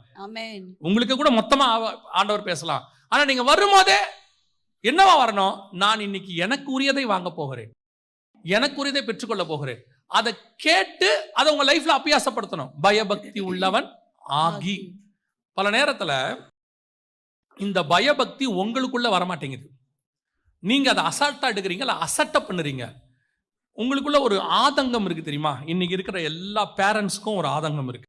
என்ன ஆதங்கம் இருக்குன்னா, நம்ம காலத்தை மாதிரி பிள்ளைங்க ஸ்பிரிச்சுவலா இல்லை, அந்த காலத்தில் இருந்த மாதிரி பிள்ளைங்க பெற்றோருக்கு கீழ்ப்படுகிறது இல்லை, இப்போ கொஞ்சம் பிள்ளைங்க மோசமா இருக்கு அப்படின்னு சொல்றீங்கல்ல, சொல்றீங்க தானே? நிறைய பேருக்கு அப்படி ஒரு ஒரு ஒரு தாட் எல்லாருக்குமே இருக்குல்ல. அது காரணம் என்ன நீங்க நினைக்கிறீங்க? அதுக்கு காரணம் நீங்க தான், நான் தான்.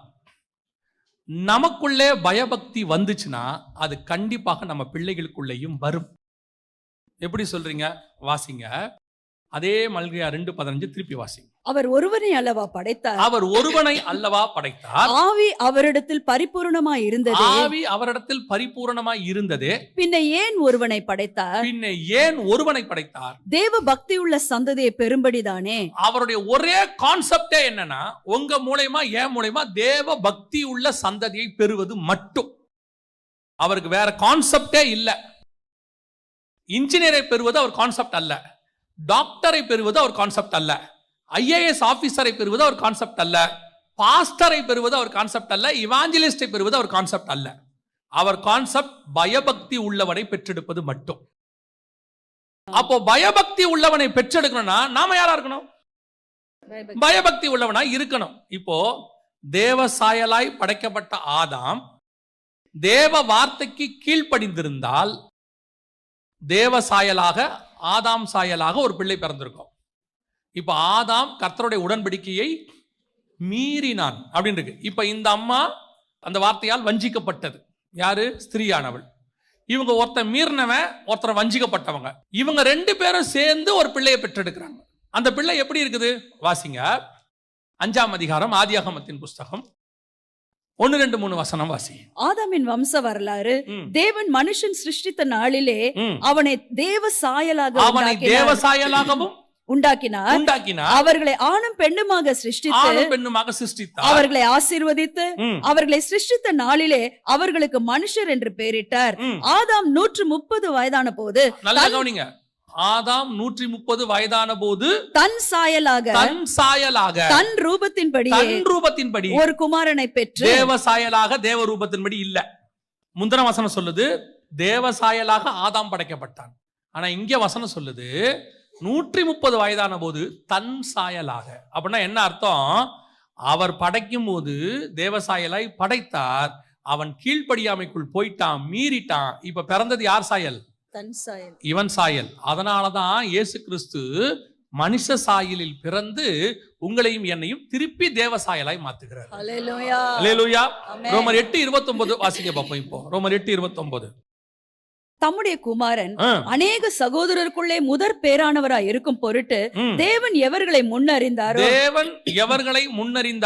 அவர்களை அதாவது உங்களை என்னையும் தேவன் எவர்களை முன்னறிந்தாரோ உங்களையும் என்னையும் அவர்களை தமது குமாரனுடைய சாயலுக்கு ஒப்பா இருப்பதற்கு முன்குறித்திருக்கிறார். அர்த்தம் அவர் மனுஷ சாயலாய் தேவ சாயல் ஆயிட்டாரு, மறுரூபம் ஆயிட்டாரு. இப்ப உங்களை என்னையும் அழைச்சது எதுக்காகனா குமாரனின் சாயலுக்கு ஒப்பா இருக்கும்படி. ஆமென். இப்ப நம்ம கிட்ட இருக்கிறதெல்லாம் மனுஷ சாயல், அப்பா அம்மா சாயல், எல்லா சாயலும் இருக்கு. அப்போ நீங்கள் நானும் படைக்கப்பட்டதே அவர் சாயலுக்கு ஒப்பா இருக்கும்படி. அப்ப கர்த்தர் உங்களை என்னையும் படைத்ததே பயபக்தி உள்ள சந்ததியை பெறும்படி. அப்ப நீங்கள் நானும் பயபக்தி உள்ளவனா இருந்தாதான் பிள்ளை பயபக்தி உள்ளதாக இருக்கும். நோவா பயபக்தி உள்ளவனாகி அப்படின்னா உங்களுக்கு அந்த பயபக்தி இருக்கா? கர்த்தர் மேலில் அந்த பயம் இருக்குதா? நீங்க எச்சரிப்பு பெறது ஒண்ணு. நீங்க நிறைய பேர்கிட்ட இருக்க பிரச்சனை என்னன்னா, they are perfect in church activities. சபைக்கு வரதுல பெஸ்ட், பாஸ்டர் கிட்ட நல்ல டெஸ்டிமோனி. அந்த பிரதர் கரெக்டா சர்ச்சுக்கு வந்துருவார், அந்த சிஸ்டர் எல்லா ஊழியத்திலையும் பங்கு பெறுவாங்க. குட். பார்த்தா பிள்ளைங்க கொஞ்சம் அப்படி போயிடுச்சு. அப்போ பாஸ்டர் என்ன சொல்றாரு, அவங்க ரெண்டு பேருமே ரொம்ப நல்லவங்க தான், ஏன் இந்த பிள்ளைகள் இப்படி போச்சு? நான் அப்படி போனதுல உண்மையிலே ரொம்ப நல்லா கரெக்டா இருந்து அப்படி போனது 1 or 2% இருக்க தான் செய்யுது. அப்ப எல்லாரையும் அப்படி சொல்றேன்னு நினைச்சுக்காதீங்க. ஆனா பெரும்பாலும் மெஜாரிட்டி நீங்க நல்ல ரிலிஜியஸ் பீப்புள் பட் நல்ல ஸ்பிரிச்சுவல் பீப்புளான்னு பார்க்கணும். we are all good religious people. church activities we are good.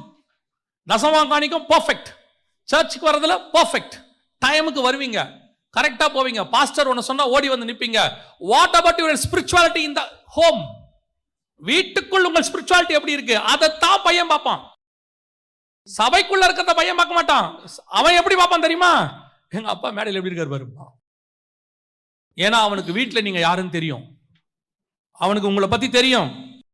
நீங்கள் தேவனுக்கு எவ்வளவு பயபக்தி உள்ளவனாய் இருக்கிறீர்கள் என்பதை உங்கள் பிள்ளைகள் பார்க்கும் பொழுது அவர்கள் தேவ பக்தி உள்ள சந்ததியாய் இருப்பார்கள். இங்க அதுதான் இங்க மிஸ்ஸிங். நீங்க வீட்டுல உட்கார்ந்து ஊழியக்காரனை கமெண்ட் அடிக்கிறீங்க, வீட்டுல உட்கார்ந்து ஊழியக்காரனையோ அல்லது சபையையோ அல்லது வேற விசுவாசியோ அல்லது கூட இருக்கிற விசுவாசியோ குறை பேசுறீங்க. அதை உன் பிள்ளைகள் பார்க்குது வீட்டுல. அப்புறம் உங்க பிள்ளைகள் குறை பேசுறவங்களா மாறும்போது உங்களையே குறை பேசும். அப்ப நீங்க உங்க பிள்ளைகிட்ட அப்பா அம்மா அப்படி பேசலாமா அப்படின்னா, நீங்கள் வேற ஒருத்தரை பேசுனீங்க, உங்க பிள்ளை உங்களை பேசுது, அவ்வளவுதான் வித்தியாசம். உங்க ஸ்பிரிச்சுவாலிட்டி வீட்டுல எப்படி இருக்கு? அவன் பயபக்தி உள்ளவனா இருந்தான், அவன் சந்ததி பயபக்தி உள்ள சந்ததியாக இருந்துச்சு. நோவாவை எடுத்துக்கோங்க. நோவாவுக்கு 3 பெரிய பசங்க, குழந்தைங்க கிடையாது, திருமணமான பெரிய பசங்க. இப்போ நோவாக்குள்ள ஒரு விஷன் இருக்கு. தற்காலத்தில் காணாதவைகளை என்ன பண்ணிட்டான் அவன்? தேவ எச்சரிப்பு பெற்று ஒரு விஷன் வந்துருச்சு. இந்த விஷனை அவங்க பசங்கிட்ட சொல்றான், இந்த மாதிரி உலகம் அழிய போதுப்பா, நம்ம ஒரு பேழை கட்ட போறோம், ஆண்டவர் வரப்போறாரு, உலகம் அழிய போது, நாம் அதுல ஏறி தப்பிக்க போறோம். இந்த விஷனை பையன் அக்செப்ட் பண்ணுமே. முதல்ல 3 வாலிப பசங்க, மனைவியோட இருக்கிற 3 பசங்க, நீங்க சொல்ற இந்த தரிசனத்தை அவன் ஏற்றுக்கொள்ள வேண்டுமே. எப்படி ஏத்துப்பான்? அவனுக்குள்ள எப்படி அந்த விஷன் போகும்? போகாது இல்ல. ஆனால் நீங்கள் பயபக்தி உடன் இருந்து, எங்க அப்பா ஸ்பிரிச்சுவல் பர்சன், எங்க அப்பா சொன்னா அது கரெக்டா தான்டா இருக்கும்னு சொல்றான் பாருங்க, அப்போ உன் விஷன் அவனுக்குள் போகும். உன் பேச்சு திறமையினால போகாது, ஆனா உன்னோட ஸ்பிரிச்சுவாலிட்டி அவனுக்குள் கொண்டு போகும். அது எப்படி போகும்லாம் கேட்காதீங்க, போகும், அவ்வளவுதான். இங்க என்ன இருக்கு? நான் போதிக்கிறதில் சிறந்தவனாக இருக்கிறேன், சாட்சியில் எப்படி இருக்கிறேன், அதான் என் கேள்வி. அங்கதான் பார்க்கணும். இப்ப இம்பார்ட்டன்ட் எல்லா பிள்ளைக்கும் அந்த வாலிப பிராயத்தில் என்னென்ன விதமான போராட்டங்கள் உண்டோ, இயேசுநாதருக்கு அது இருந்துச்சு தானே.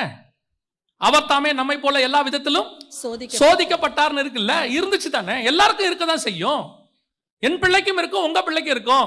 அதை அவர்கள் மேற்கொண்டு வர வேண்டும் என்று உங்களுக்கு ஆசை இருக்குது இல்ல, எல்லாருக்கும் அந்த ஆசை இருக்குல்ல. அப்ப அந்த ஆசை இருக்கணும்னா நீங்கள் பயபக்தி உள்ளவனாய் அவருக்கு முன்னாடி நிக்கணும். நீங்கள் இல்லாமல் அவர்களுக்கு நீங்கள் சாட்சியை காட்ட முடியாது. நீங்க ஸ்ட்ரிக்டா இருக்கலாம், அது வேற விஷயம்.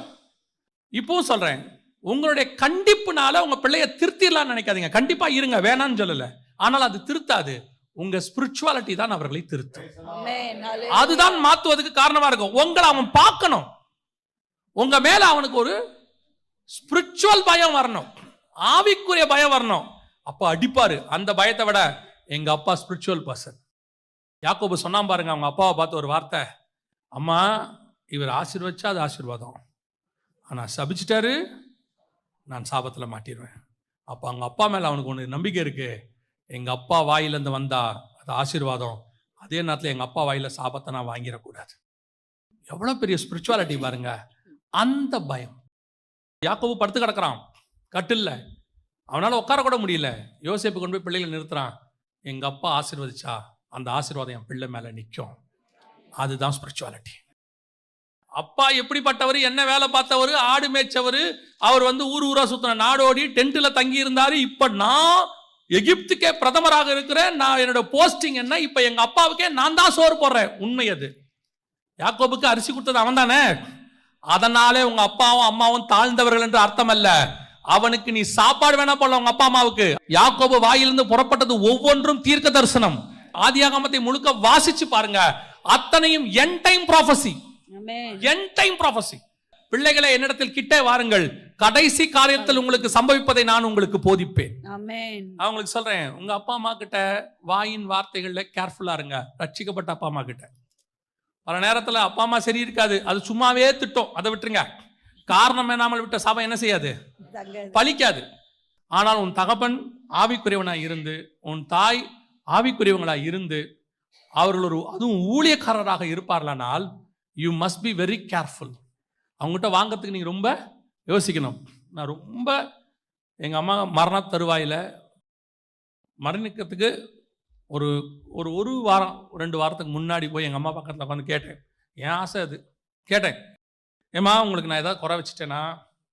எங்கள் அம்மா 80 வயசில் செத்தாங்க, ஆண்டவருக்குள்ளே நித்திரை அடைஞ்சாங்க. இப்போ தான் 2023 எங்கள் அம்மாட்ட போய் பக்கத்தில் உட்காந்து அப்படி கேட்டேன், ஏம்மா நான் ஏதாவது குறை வச்சுட்டேன்னா? ஏன்னா அந்த நேரத்துலேயே அதை செஞ்சிடணும்னு எனக்கு ஒரு ஆசை. நம்மளே அறியாமல் எவ்வளோ செய்வோம் தானே, கோபத்தில் கூட பேசுவோம் அம்மாவை, அதெல்லாம் அது நார்மலாக நடக்கிற ஒரு விஷயம்.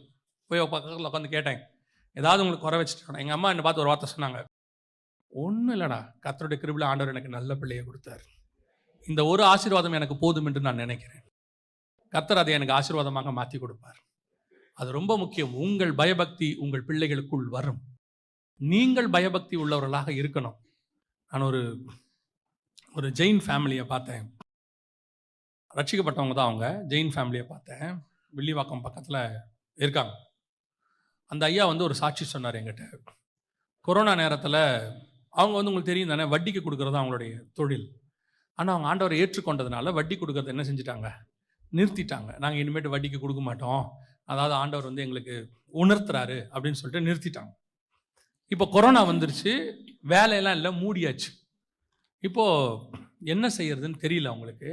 வருமானத்துக்கே வழி இல்லை, கஷ்டம். அந்த நேரத்தில் கர்த்தர் அவங்களுக்கு ஒரு ஆலோசனை, அவர் தான் அதிசயமான ஆலோசனை கர்த்தராச்சே, வண்டர்ஃபுல் கவுன்சிலர்.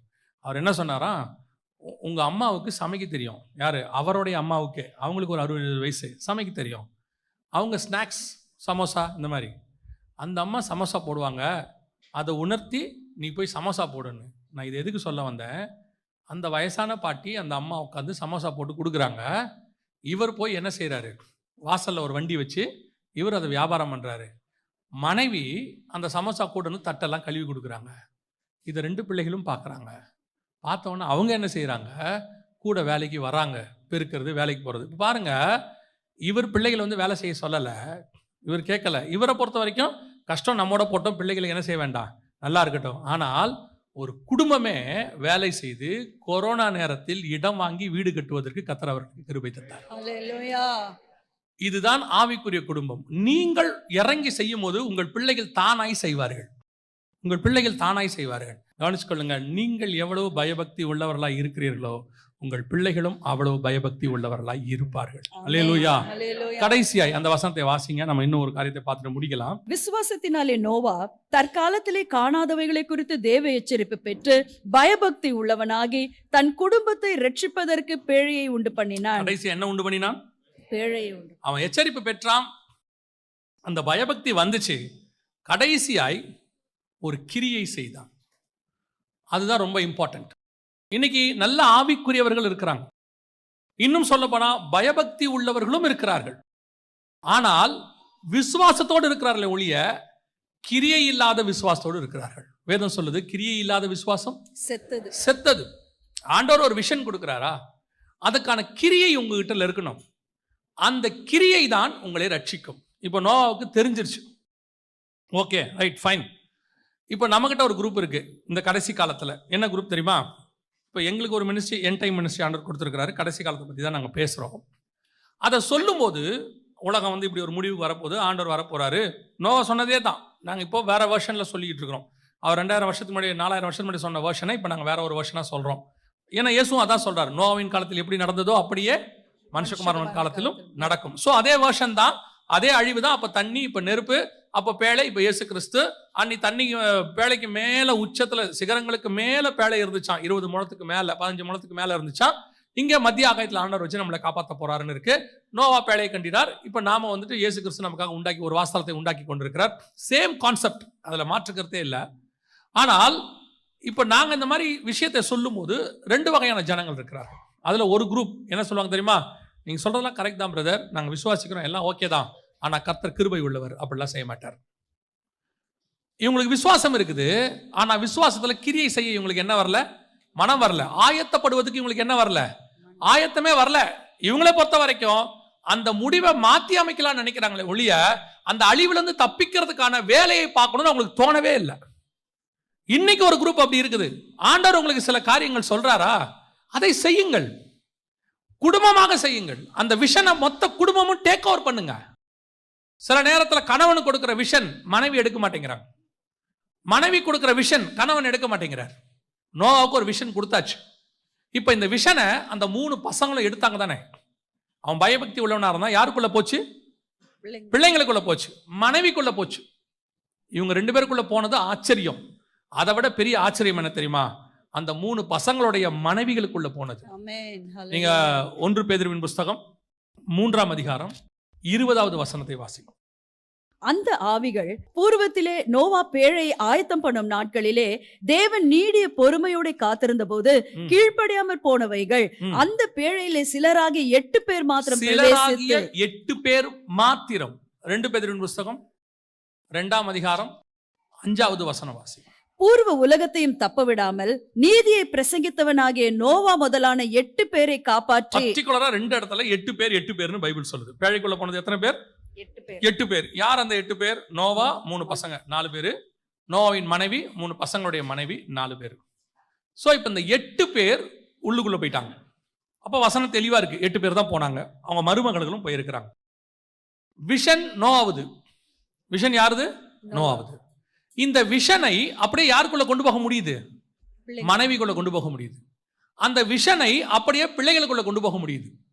பிள்ளைகளுக்குள் மட்டுமல்ல, பிள்ளைகளிலிருந்து பிள்ளைகளின் மனைவிகளுக்குள்ளும் கொண்டு போக முடியுது. எப்படி சாத்தியம்? இன்னைக்கு உங்களால முடியுமா? இன்னைக்கு முடியுமா? இவ்வளோ டெக்னாலஜி உள்ள காலத்துல இவ்வளோ தூரம். அன்னைக்கு நோவா ஒருத்தன் மட்டும்தான் சொல்றான், உலகம் அழிய போது, உலகம் அழிய போது, உலகம் அழிய போது. அவன் நீதியை பிரசங்கித்து அவனை நோக்கியா வாசிச்சோம். 2 பேதுரு 2:5 வாசிச்சோம். பூர்வ உலகத்தை தப்ப விடாமல் நீதியை பிரசங்கித்தவனாகிய நோவா ஒருத்தன் மட்டும்தான் பிரசங்கம் பண்ணியிருக்கான். அவன் ஒருத்தன் தான் பிரசங்கம். ஆனா இப்ப அப்படி இல்ல, உலகம் முழுக்க ஊழியக்காரங்க பிரசங்கம் பண்றாங்க. 10ஆவதுக்கு சயின்டிஸ்டே ப்ரூஃப்ஸ் கொடுக்குறாங்க, உலகம் அழிய போகுது, இது அக்கினி வரப்போகுது, இதோ பெரிய பேரழிவு நடக்குது, மிகப்பெரியதான். ஏன்னா அன்னைக்கு இருந்த மக்கள் தொகைக்கு இன்னைக்கு இருந்த மக்கள் தொகைக்கு அதிகமான காஷன் கொடுக்க வேண்டியிருக்கு ஆண்டவருக்கு. 1,20,000 பேர் இருந்த நினிவேக்கு ஒரு ஆள் போதும். ஆனா 800 கோடி இருக்கிற உலகத்துக்கு 8000 தீர்க்கதரிசி தேவைப்படுது. அதனால ஆண்டவர் உலகம் முழுக்க உண்டாக்கிட்டார். இவ்வளோ காஷன் கொடுக்கப்படுது. ஆனால் இந்த காஷன் எல்லாம் ஒரு பக்கம் போகட்டும், இந்த விஷயம் உங்களுக்குள்ளும் உங்கள் பிள்ளைகளுக்குள்ளும் போகுதா? உங்க மனைவிக்குள்ள உங்களால கொண்டு போக முடியுதா? ஒரு விஷயத்தை நீங்கள் சொல்றது எனக்கு ரொம்ப ஆச்சரியம். ஒரு விஷயம் படிச்சு பார்த்தேன். ஆண்டவர் பேசும்போது சொன்னாரு, ஈசாக்குக்கு ஒரு கட்டளையை நியமிக்கிறார் ஆபிரகாம். என்ன கட்டளையை நியமிக்கிறார்னா, அந்த வேலைக்காரன் பொண்ணு பார்க்க போகும்போது வேலைக்காரன்கிட்ட ஆபிரகாம் வந்து சில உறுதிமொழி வாங்குறாரு. அந்த உறுதிமொழியில ஒண்ணு, பெண் உன் பின்னே வர மனதில்லாது இருந்தாலே ஆகில் அப்பொழுது நீ இந்த என் ஆணைக்கு நீங்களா இருப்பாய். அங்கே மாத்திரம் என் குமாரனை மறுபடியும் அழைத்து கொண்டு போக வேண்டாம். திருப்பி இந்த கானானை விட்டு வெளியே யார் போக கூடாது? ஈசாக்கு போக கூடாது. 2வது வாசி 26ஆம் அதிகாரம் 2-3 வசனம் வாசி. கர்த்தர் அவனுக்கு தரிசனமாகி, நீ எகிப்துக்கு போகாமல் நான் உனக்கு சொல்லும் தேசத்திலே குடியிரு. இந்த தேசத்திலே இரு. அந்த அடுத்த வசனம் இருக்கு, இந்த தேசத்திலே வாசம் பண்ண. இந்த தேசத்தில் வாசம், நீ வெளியே போக கூடாதுன்னு அர்த்தம். அப்ப ஈசாக்குக்கு உள்ள ஒரு பெரிய கட்டளை. ஆபிரகாம் வெளியே போவாரு, வெளியிருந்து வருவாரு. யாக்கோபு வெளியே போவாரு, வெளியே போயிட்டு திருப்பி வருவாரு. இவங்களுக்குலாம் அது ரெஸ்ட்ரிக்ஷன் கிடையாது. இவங்களுக்குலாம் அந்த சட்டத்துக்கு நீங்களா இருக்காங்க. ஈசாக்கு அதுக்கு பின்னாடி ஒரு ஸ்பிரிச்சுவல் ரீசன் இருக்கு. ஏன் ஆபிரகாம் வெளியிருந்து உள்ள வந்தாரு, ஏன் யாக்கோபு வெளியே போயிட்டு உள்ள வந்தாரு, ஏன் ஈசாக்கு உள்ளே இருந்தாரு. இந்த 3 முற்பிதாக்களுக்கு நடுவில் ஒரு பெரிய இருக்கு. இப்ப நம்ம அந்த மெசேஜுக்கு போக வேண்டாம், அது முடியாது. அப்போ ஈசாக்குக்கு ஒரு கட்டளை உண்டு, அவன் அங்கேயே தான் இருக்கணும். என்ன இருக்கு அப்படின்னு கேட்டீங்கன்னா, அவன் அந்த தேசத்தை விட்டு வெளியே போகவே கூடாது. இப்போ ரெபேக்கால கூட்டிட்டு வராங்க. வந்த பிறகு நல்லா கவனிச்சு பாருங்க, அவள் கடைசி வரைக்கும் அந்த தேசத்தை விட்டு வெளியே போனதாக இருக்கவே இருக்காது. அந்த தேசத்தை விட்டு வெளியே போகவே இல்லை. ஒரு தடவை கூட அந்த தேசத்தை விட்டு வெளியே போனாங்கிறத நீங்க பார்க்க முடியும். ரூத்தை பார்க்க முடியும், ராகாபை பார்க்க முடியும், நிறைய பேரை பார்க்க முடியும். ஆனா அந்த அம்மா மட்டும் வெளியே போனதாக நீங்க பார்க்கவே முடியாது. காரணம் என்னன்னா, கணவனுக்கு ஒரு பிரமாணம் என்றால் அவர்கள் 2 பேரும் ஒரே மாம்சமாய் இருக்கிறார்கள். அந்த பிரமாணம் இவளுக்கும் பொருந்தும். இயேசு கிறிஸ்துக்கு ஒரு பிரமாணம் என்றால் அது சபைக்கும் பொருந்தும். உங்கள் கணவனுக்கு ஒரு தரிசனம் கொடுத்தால் அது உங்களுக்கும் பொருந்தும். இயேசு கிறிஸ்து சபைக்கு ஒரு வெளிப்பாடு கொடுத்தால் அதை நிறைவேற்றுவதற்கு ஆவியானவர் வருவார். 2 பேரும் ஒன்றாயிருப்பார்கள். அப்போ உங்களுக்கு கொடுக்கப்பட்ட தரிசனத்தில், உங்கள் கணவனுக்கு கொடுக்கப்பட்டதோ உங்களுக்கு கொடுக்கப்பட்டதோ, நாம் ஒரே மாம்சமா இருக்கிறோம், ஒரே ஆவியா இருக்கிறோம். அந்த தரிசனத்தை உங்க ஆப்போசிட் பார்ட்னர் கிட்ட கொண்டு போக முடியுதா? Is that possible? இன்னைக்கு முடியுமா? உடனடியாக எதிர்ப்பு. ஒரு 70% ஊழியக்காரனுக்கு உடனடியாக எதிர்ப்பு. இப்போ ஒரு கானானுக்கு போக சொல்லிட்டார் ஆபிரகாம், நீ புறப்பட்டு போ. அதுவும் சொல்லமோ சொல்லிட்டாரு, உன் தேசத்தையும் உன் இனத்தையும் உன் தகப்பன் வீட்டையும் விட்டு போ, எல்லாத்தையும் விட்டு போயிட்டே இரு அப்படின்ட்டார். இதுல ஆபிரகாம் போறது ஒன்றும் பெரிய விஷயம் இல்லை, அதுவும் பெரிய விஷயம்தான். ஆபிரகாம போக சொல்லி ஆபிரகாம் கானானுக்கு போற. அவர் ஈராக்ல இருக்கிறாரு. ஆபிரகாம் எங்க இருக்கிறாரு? ஈராக்ல இருக்கிறாரு. ஏன்னா ஆதியாகமம் 11:31 சொல்லுது, அவர் சினையார் தேசத்தில் உள்ள ஊர் பட்டணம், அது ஈராக். ஈராக்ல இருந்து இஸ்ரேலுக்கு நடந்து வரணும். So unknown place. அதுவே பெரிய விஷயம். அதை விட பெரிய விஷயம் மனைவியை கூட்டிட்டு வர்றது. அந்தம்மா வருது தானே, அதுதான் விஷனை ஏற்றுக்கொண்டு நடப்பது. உங்ககிட்ட இருக்கிற பெனிஃபிட்டையும் பார்க்க கூடாது, இருக்கக்கூடியதை நான் டிஸ்அட்வான்டேஜையும் பார்க்க கூடாது. This is vision. I will travel with you. It's over. இன்னைக்கு எத்தனை பேர் அப்படி டிராவல் பண்ணுவீங்க? ரெபேக்கால கூப்பிட்டு கேட்குறாங்க, இந்த மனுஷனோட கூட போகிறாயா? நோ ஃபேஸ்புக், நோ வாட்ஸ்அப், எந்த விதமான பயோடேட்டாவும் இல்லை. பையனுக்கு 40 வயசு. Note the word. பையனுக்கு 40 வயசு. வந்திருக்கிறவன் எவனே தெரியாது. பார்த்து 3 நாள் தான் ஆகுது. அவன் வந்திருக்கவன் சொல்கிறான். ஆனால் ரெபேக்கா கிட்ட ஒரே ஒரு குணம் மட்டும் இருந்துச்சு. நீங்கள் அந்த பைபிளை நல்லா கவனிக்க முடியும். எந்த ஒரு விஷயத்துக்கும் அவள் கர்த்தர்கிட்ட போகிற சுபாவம் அவளுக்கு இருந்துச்சு. பிள்ளை வயிற்றுல மோதிக்கிட்டா உடனே கர்த்தர்கிட்ட போவா. என்னவென்று விசாரிக்கும்படி கர்த்தரிடத்துல போனாள். இப்போ இவட்ட கேட்குறாங்க, எங்கள் ஊரில் ஒருத்தர் இருக்கிறாரு ஈசாக்குன்னு, செல்வ சீமான், எங்கள் எஜமான் அப்படி சம்பாரிச்சு வச்சிருக்காரு, வயசு 40. ஓ அப்படியா, எப்படி இருப்பார்? அது எப்படி சொல்ல முடியும்? நீங்கள் வாங்க வந்து பாருங்க, நல்லா சக்கச்சவேர்னு அப்படி இருப்பார். இப்போ அவளை கூப்பிட்டு கேட்குறாங்க, நீ போகிறாயா? ஒரே வேர்ட், நான் போகிறேன். அவன் சொல்கிறான், ஒரு 10 நாள் இருந்துட்டு போகலாம். இல்லை வேணாம், போகலாம், ரைட் போகலாம். இதுதான் ஸ்பிரிச்சுவலி எடுக்கிற முடிவு. அந்த தரிசனத்தை நீங்கள் சுமப்பது என்பது இதுதான். உன் கண்ணு பார்த்து தரிசனத்தை முடிவெடுக்க கூடாது.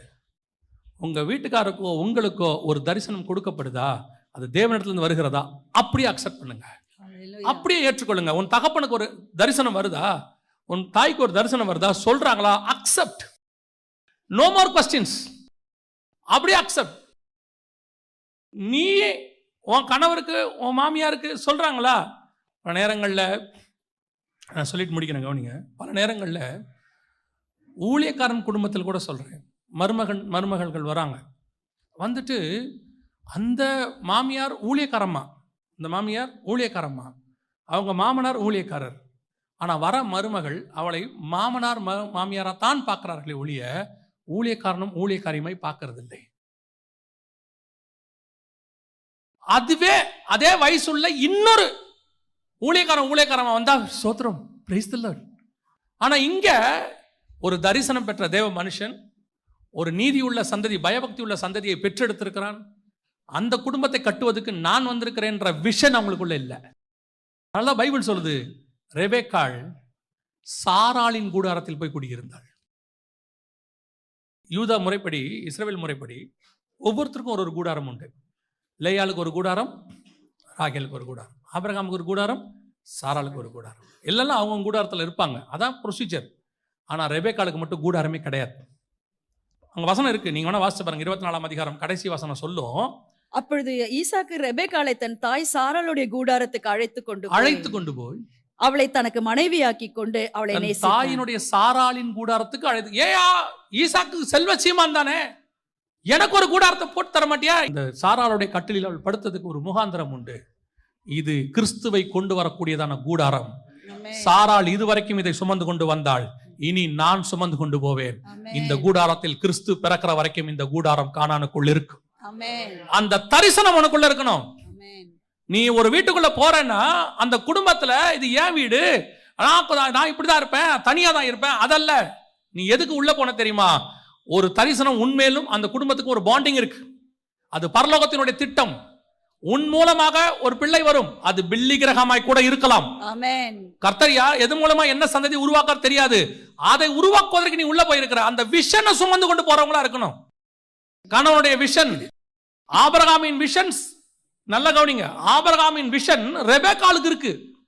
எப்படி சொல்றீங்க? 22ஆம் அதிகாரம் 17வது வசனத்தை வாசிங்க. ஆதியாகமத்தின் புஸ்தகம். நான் உன்னை ஆசீர்வதிக்கவே ஆசீர்வதித்து உன் சந்ததியை வானத்தின் நட்சத்திரங்களைப் போலவும் கடற்கரை மணலை போலவும் பெருகவே பெருக பண்ணுவேன் என்றும் உன் சந்ததியார் தங்கள் சத்துருக்களின் வாசல்களை சுதந்தரித்துக் கொள்வார்கள் என்றும். உன் சந்ததியார் தங்கள் சத்துருக்களின் வாசல்களை சுதந்தரித்துக் கொள்வார்கள். இது கர்த்தர் ஆபிரகாமுக்கு சொன்னது.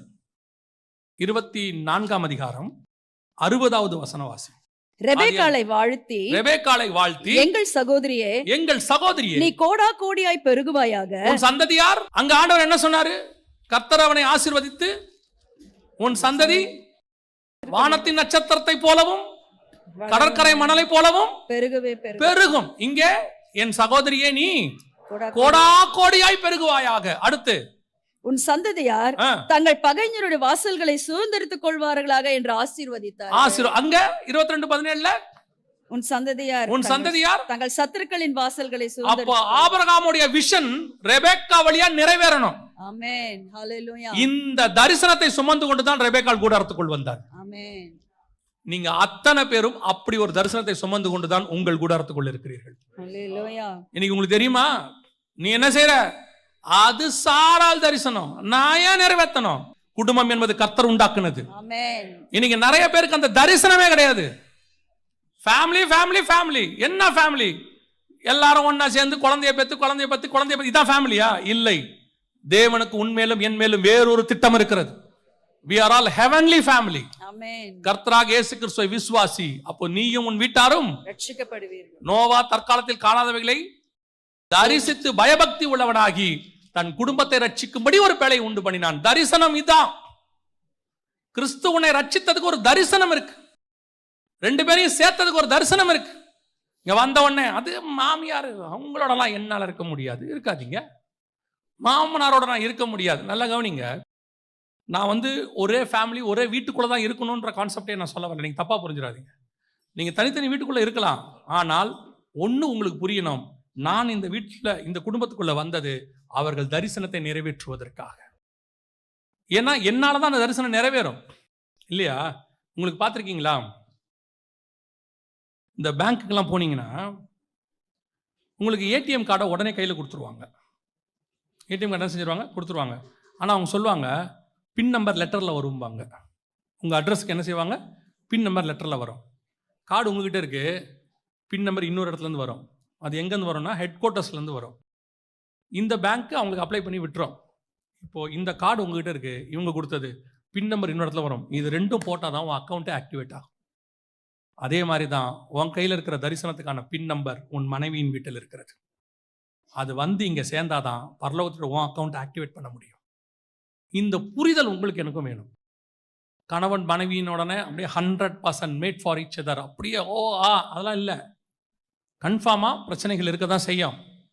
உங்களுக்கு பிடிக்காதது அவங்களுக்கு பிடிக்கும், அவங்களுக்கு பிடிக்காதது உங்களுக்கு பிடிக்கும். என்ன செய்ய முடியும்? ஏன்னா நான் அதற்காக இணைக்கப்படவே இல்லை.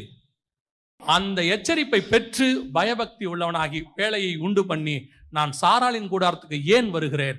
நான் ஆபிரகாமின் தரிசனத்தை நிறைவேற்ற வந்திருக்கிறேன். இந்த தீர்மானம் நீங்க எடுங்க, உங்கள் குடும்பமும் அந்த விசுவாச குடும்பத்தில் ஒன்றாக மாறிவிடும். அல்லேலூயா. நாம் ஜெபிக்க போகிறோம். எழுந்திருக்கலாமா நம்ம தேவ சமூகத்துல? கர்த்தருடைய மகா பெரிய திட்டம் ஃபேமிலி. அது ஹெவன்லி விஷன். அது பரலோகத்தில் தரிசனம் பண்ணப்பட்டு அது பூமியிலே ஸ்தாபிக்கப்பட்டது. ஒரு ஃபேமிலியில தான் கர்த்தர் ஆரம்பிக்கிறார், உங்க எல்லாருக்கும் தெரியும். ஆனால் முடிக்கிறது ஒரு ஃபேமிலியில் தான் முடிக்கிறார். புதிய எருசலேமும் இயேசு கிறிஸ்துவும், மணவாட்டியாகிய புதிய எருசலேம், மணவாளனாக இயேசு. இந்த ரெண்டில் ஆரம்பிச்சு அந்த ரெண்டில் தான் முடியுது. அப்போ டோட்டல் பைபிளுமே ஒரு ஃபேமிலி கான்செப்டுக்குள்ள தான் இருக்கு. இப்போ நீங்களும் நானும் அதில் ஒரு பகுதியாக இருக்கிறோம். நம்ம குடும்பத்தின் மூலமாக ஒரு பகுதியை கர்த்தர் அதில் இணைச்சு வச்சிருக்கிறார். இதுல அந்த தரிசனத்தை பெற்றுக்கொண்டவர்களாக தான் நம்ம ஓடணும். Heavenly vision. எனக்கு பின்னாடி கர்த்தர் ஒரு ஹெவன்லி விஷன் வச்சிருக்கிறார். நான் இந்த பூமிக்குரியதான சில ஆசாபாசங்களில் என் குடும்பத்தை இழந்து போகக்கூடாது. ஆசாபாசம் இருக்கணும், அது இருந்தால் தான் மனுஷன். ஆனால் நான் அதை தாண்டி தேவ மனுஷன். அது கிடைத்தா தோத்திரம், இல்லாவிட்டாலும் பரவாயில்லை. நான் தேவ திட்டத்தை நிறைவேற்றுவதற்காக ஓடுவேன். கர்த்தர் என்னை மேலான காரியங்களுக்கு அழைத்திருக்கிறார். ஒருவேளை ரெபேக்கா நினைச்ச மாதிரி ஈசாக்கு இல்லாமல் இருந்திருக்கலாம், மேபி. ஆனால் அதை பற்றியெல்லாம் ரெபேக்கா கவலைப்படவே இல்லை. அவளுடைய திட்டம் தேவனுடைய திட்டத்தை நிறைவேற்றுவது.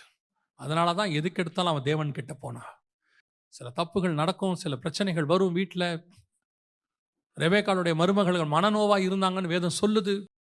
அப்படிதான் பைபிள் சொல்லுது. கானானிய ஸ்திரீகள் அவளுக்கு மனநோவாக இருந்தார்கள். ஆனாலும் அந்த திட்டத்தை நிறைவேற்றுவதில் அவள் உறுதியாக இருந்தாள். உங்கள் வாழ்க்கையில் சில பிரச்சனைகள் வரும், எல்லார் வாழ்க்கையிலும் இருக்கு. அதை தாண்டி தான் நம்ம ஓடணும். ஒப்பு கொடுப்போமா தெய்வ சமூகத்தில்? ஒருவேளை உங்கள் கணவன் மனைவிக்கு நடுவில் ஏதாவது பிரச்சனை இருக்குமானால் அதை சால்வ் பண்ணிடுங்க. பேசி சால்வ் பண்ணிடுங்க. அந்த பிரச்சனையை சால்வ் பண்ணிடுங்க. சொல்லுங்க, இல்லைப்பா நம்ம வேறொரு திட்டத்துக்காக இணைக்கப்பட்டோம், எனக்கு புரிஞ்சிருச்சு, இது அல்ல ஹெவன் உங்களுக்கும் எனக்கும் நடுவில் வேற ஏதோ ஒரு காரணத்துக்காக தான் இணைக்குது, வேற எந்த காரணமும் இல்லாமல் இப்படி இருக்காது. இந்த சின்ன சின்ன காரியத்தை மறந்துடுவோம். சொல்லுங்க. ஒருவேளை அவர் புரிந்து கொள்ளாவிட்டால் அவர் புரிந்து கொள்ளுகிற காலம் ஒன்று வரும். தொடர்ந்து ஜெபம் பண்ணுங்க. கர்த்தர் உங்களையும் உங்கள் குடும்பத்தையும் கொண்டு செய்ய நினைத்ததை நிச்சயம் நிறைவேற்றுவார். ஒப்பு கொடுத்து ஜெபம் பண்ணுவோமா? சர்வ வல்லமையுள்ள எங்கள் தகப்பனே, தேவ ஆவியானவர் நீர் மூன்றாவது நபராய், முப்புரி நூலாய், ஹெல்ப்பராய் இந்த குடும்பங்களுக்கு இருந்து நடத்துவீராக. ஆண்டவரே, எங்களுக்குள்ளே வர வேண்டியதான எச்சரிப்புகளை எங்களுக்கு கொடுத்து நடத்துவீராக. எங்களுக்குள்ளே நாங்கள் பயபக்தி உள்ளவர்களாய் மாற கண்டித்து உணர்த்துவீராக. எங்கள் தரிசனம் எங்கள் பிள்ளைகளுக்குள்ளே கடந்து வர கர்த்தர் உதவி செய்வீராக. நீங்க சொல்லி இருக்கிறீங்கப்பா, உன்மேல் உள்ள என் ஆவியும் உன் வாயில் உள்ள என் வார்த்தையும் உன்மேலும் உன் சந்ததியின் மேலும் உன் சந்ததியின் சந்ததியின் மேலும் வரும் என்று சொன்னீர். ஆண்டவர் தேவ ஆவியானவர், எங்கள் தரிசனம் எங்கள் பிள்ளைகளுக்குள்ளே கடந்து வருவதாக, உம்முடைய வார்த்தைகள் எங்கள் பிள்ளைகளுக்குள்ளே கடந்து வருவதாக, உண்மை எங்கள் மேல் உள்ள உம்முடைய ஆவியானவர் அவர்கள் மேலும் கடந்து வருவீராக. ஆண்டவரே, என்ன நோக்கத்துக்கு எங்கள் குடும்பமாய் உண்டு பண்ணினீர், அந்த நோக்கத்தை நிறைவேற்ற கர்த்தர் கிருபை தருவீராக. மகிமையுள்ள கரத்தில் எங்களை தாழ்த்துகிறோம். நீர் பொறுப்பெடுத்துக் கொள்ளும், வழி நடத்தும், ஆசீர்வதியும். எங்கள் ஆண்டவர் இயேசு கிறிஸ்துவின் நாமத்தில் ஒவ்வொரு குடும்பத்தையும் ஆசீர்வதித்து ஜெபிக்கிறோம், ஜீவனுள்ள நல்ல பிதாவே.